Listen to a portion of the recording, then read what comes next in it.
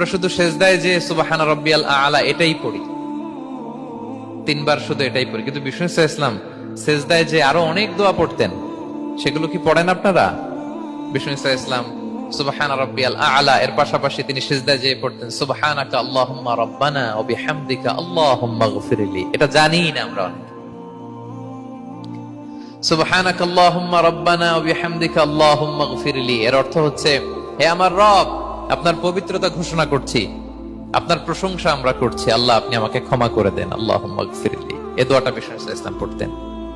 এছাড়াও বিষ্ণুই পড়তেন সুবহুন কুদ্দুসুন রব্বুল মালাইকাতি ওয়ার রূহ, সকল ফেরেশতাদের অধিপতি রব, সবচেয়ে বড় ফেরেশতা যার 600 পাখা, জিবরাইলের রব, সেই রবের প্রশংসা আমি করছি।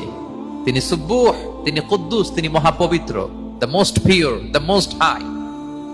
এভাবে বিষ্ণু সাল্লাল্লাহু আলাইহি ওয়াসাল্লাম আল্লাহর প্রশংসা করতেন।